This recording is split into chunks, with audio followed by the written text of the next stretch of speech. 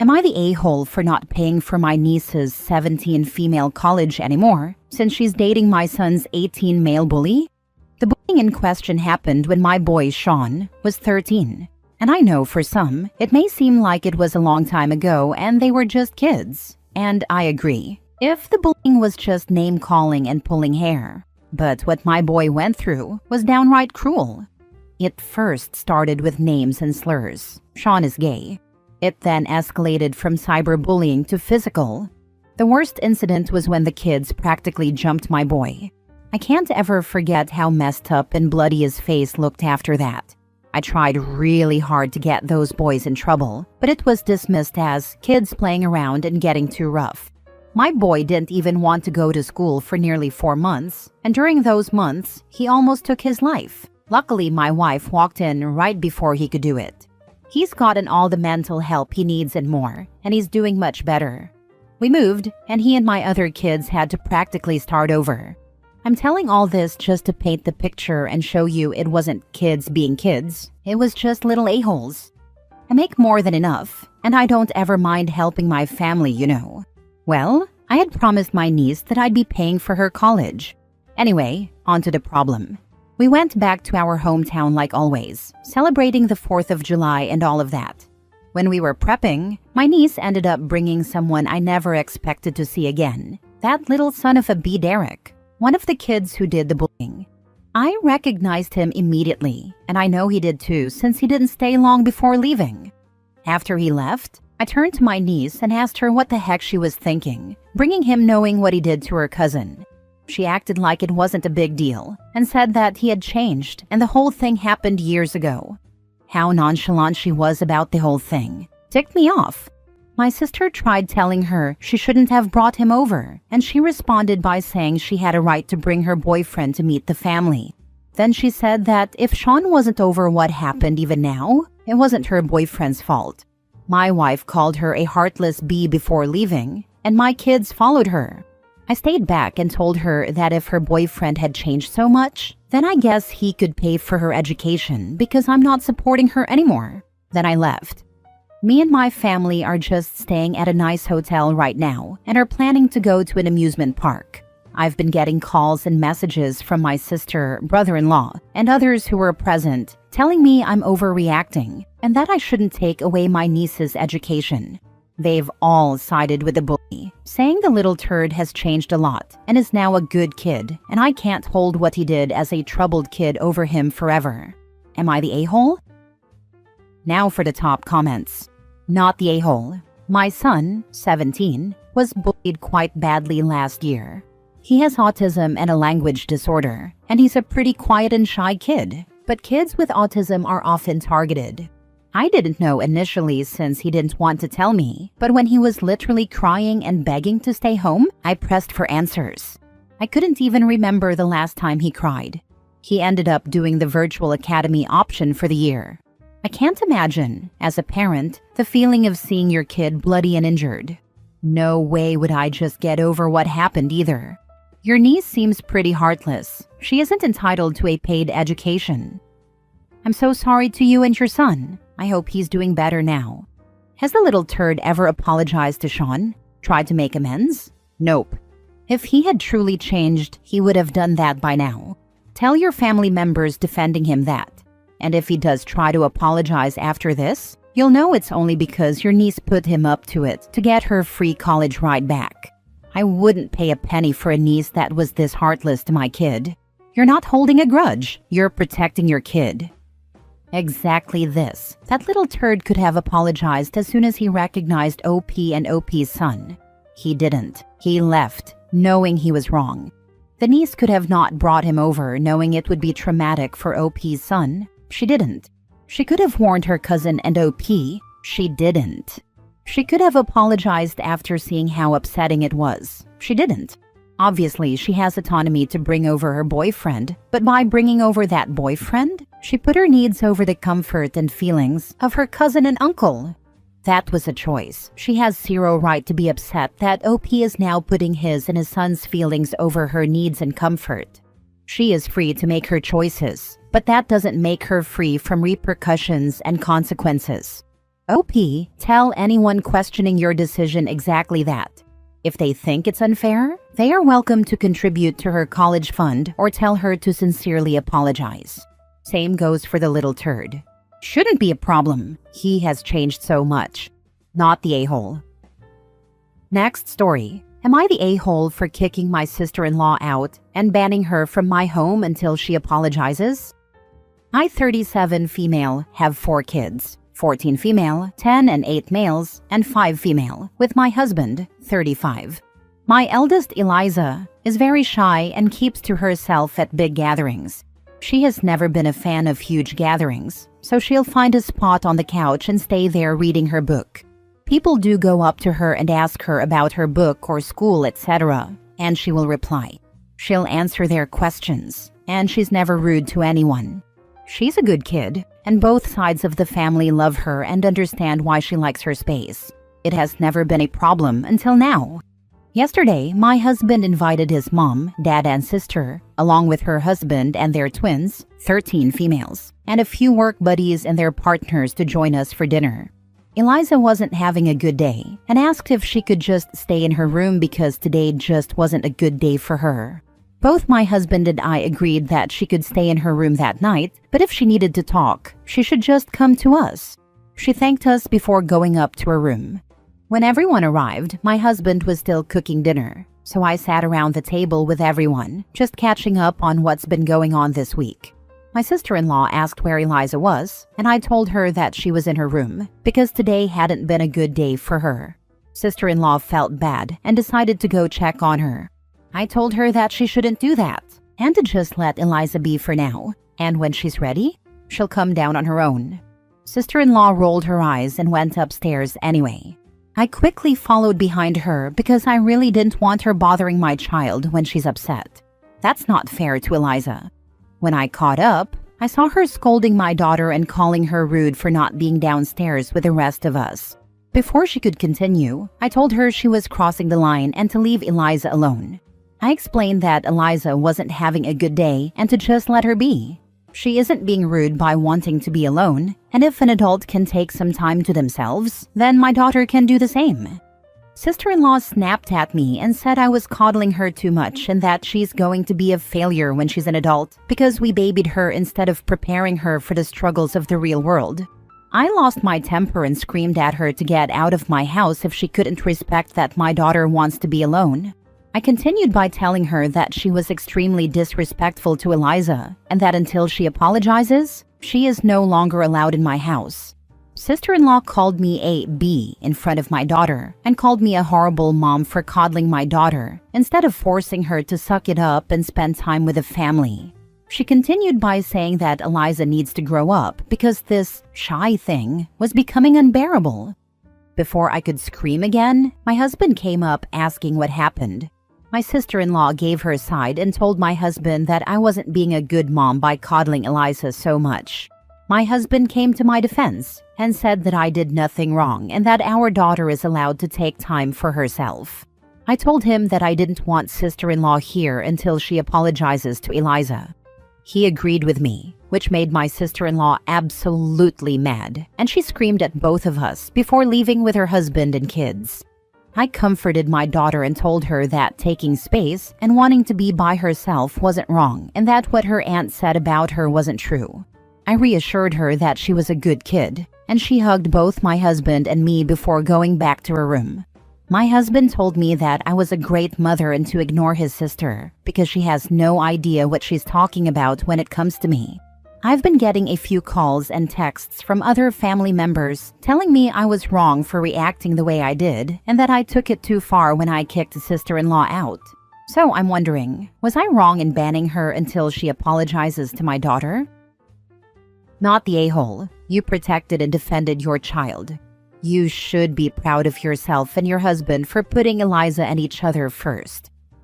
Not the a-hole. In fact, you and your husband are rock star level parents. Sister-in-laws should learn not to cross Mama Bear and not to be such a mean a-hole, especially to a 14-year-old. Not the a-hole. I was a lot like your daughter as a child. I wish I had a mother like you growing up. Yes, you don't want to coddle your child, But there is absolutely no excuse for an aunt going upstairs and yelling at her teenage niece for being rude in her own house. Absolutely stand your ground until she apologizes to your daughter. It doesn't matter if someone is different. Everyone deserves respect. And you're teaching this lesson to your kids by not letting her back until she does. The sister-in-law is nothing but a bully and should not only apologize to her niece, but to OP for being a rude guest and calling her a B. Next story. Am I the a-hole for telling my brother-in-law to stop picking on my kids, or he's not coming on vacation? I have 3 kids. Rob, 16 male, Lisa, 14 female, and Anne, 9 female. Lisa is autistic, and her special interest is Taylor Swift. Rob and Anne go along with it and indulge her. They're good kids who care about and support each other. And yes, Rob and Anne get attention and support for their interests too. My brother-in-law Hector's entire personality is trying to rile people. You know, the whole it's just a joke bro type. Super childish, but whatever. He's family. Except my husband is out of the country, so I guess Hector thinks he gets to do whatever he wants. A few weeks ago, he started needling Lisa by making fun of Taylor Swift, using lots of childish name-calling, intentionally using the wrong term for fans, and stuff like that. Just really immature kid stuff. Lisa knows that not everyone likes Taylor Swift. One of her best friends hates her. She's not unable to hear different opinions. She has her own opinions that I'm sure she'd love to share with you all if you had 4 hours to spare. He would say, well, Swiffers did XYZ. And she would say, Uncle Hector, it's Swifties. And he would say it again to needle her. Rob was in the room. I was not. Rob said to him, why do you keep using the wrong word? She told you the right one. Hector said he could say whatever he wants and to cry about it. Rob said, it just seems like you're going out of your way to upset Lisa. Then Rob asked Lisa to finish what she was talking about and told her to ignore Hector. That's when I came into the room, and Hector waved at the kids and said, Roberta's getting real mad that someone's joking about mother. I wasn't in the room, so I didn't hear the comment about me, and Rob said I wouldn't get it. Before I could say anything, Rob said, Bro, did you really just call me a girl's name? Are you 12? I put my hands up and said, okay, enough. Hector, stop. He said I'm raising soft kids who can't take a joke. I said he's being so effing rude and that he wouldn't be acting like this if my husband were home. I told him that if he wants to still go with us to Colorado this summer like we were planning, he has to stop now or he's not coming. This set him off, and he said I had no right to do that. Yes, I do, and that I'm being a controlling yak over Taylor Swift. I said, no, ignore Taylor Swift. This is about you being mean to your niece because her dad isn't home. He said, F you, and good luck next time you have a problem. You're on your own. He took his Costco chicken and left. I swear he must have immediately gone running to my mother-in-law because she called me to ask what really happened and sighed a lot. I asked her if I was overreacting, and she said she just hopes we can work it out because that trip was all he had to look forward to since he was laid off from work. I hate causing drama in the family, so am I the a-hole? Am I out of line?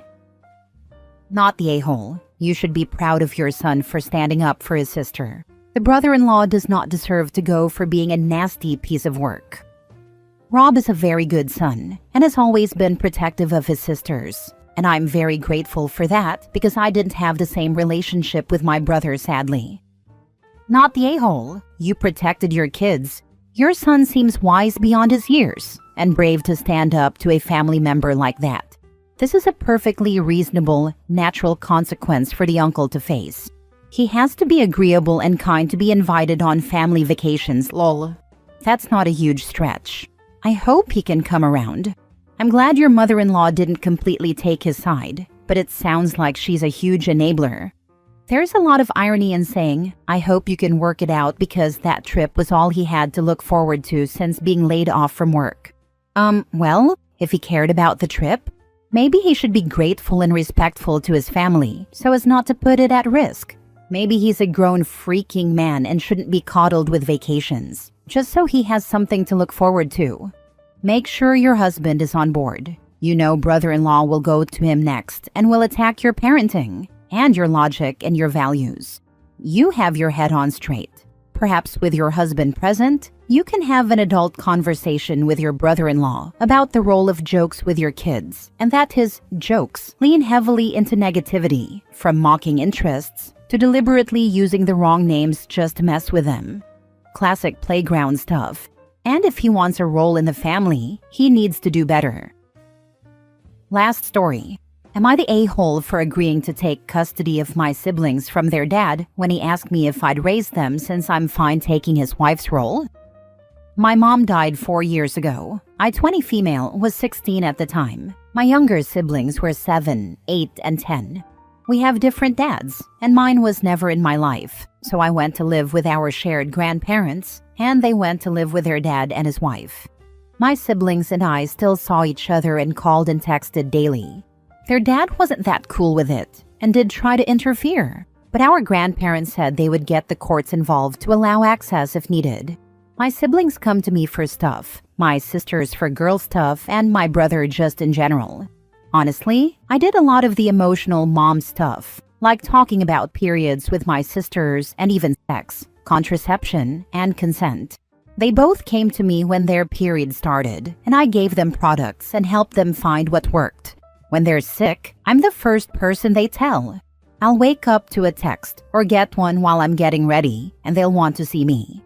They ask my advice about extracurriculars, school, and even homework. Their dad hates it because he and his wife wanted her to fill the mother figure role. He told me I needed to step back and let her do it. I told him they didn't need to go to her when they had me and Grandma. He said his wife deserved a shot at helping them through things. And when I step in every time, they don't even look to her. We argued, and I never saw that as my problem. She's just his wife after all, and Mom can't be replaced. But he thought she could be. He even said they'd never agree to being adopted by his wife if she couldn't take over more of a motherly role. I asked him why he'd think I'd want that, and I told him I knew he'd try to use that to cut the rest of us out of their lives. He didn't deny it. He actually said nobody is irreplaceable, and if I loved my siblings, I'd want them to have a new mom. My siblings have complained endlessly to me and to different family members about their dad's wife, and how she and their dad try to act like she's their new mom, how they don't like that, or how they're not allowed to talk about mom or anything that reminds them they already have one. Apparently, their dad and his wife have a special hatred for me, and it's not hidden in their house. Their dad confronted me on all this stuff again, and asked if I wasn't going to let his wife be their new mom. Was I going to take over raising them? I said yes, I'd take custody of them, and my grandparents and I would be happy to have them with us. I told him they are my family after all, and I would do everything I could to give them a good life. He didn't expect my answer and got more irritated. He asked if I was serious, and I said yeah. I told him I had even looked into it, just in case any of them asked me to fight for them, and that I had made sure I'd be secure enough to make it work. He went off on me, and I just walked away because I didn't see why I needed to let him scream in my face. He said I had some nerve, and that I was supposed to realize the best place for them is with 2 parents, which he and his wife could give them. Then he threatened to stop all contact between us. I told him the threat my grandparents made still stood, and if he ever tried that, his kids would never forgive him, and he'd lose them forever. That ticked him off even more. I'm ignoring all contact from him right now because he just wants to scream at me via text about how wrong it was to say I'd take custody. Am I the a-hole for saying that? Now for the comments. Not the a-hole. My guy really thought he was hitting you with a gotcha moment, and instead, you hit him with a full-on legal battle plan. The fact that he got even more mad when you said you'd take custody just proves that this was never about what's best for your siblings. It's about his ego and forcing his wife into a role they don't want her in. Honestly, you're stepping up in a way that a lot of people wouldn't, and your siblings clearly see you as their safe space.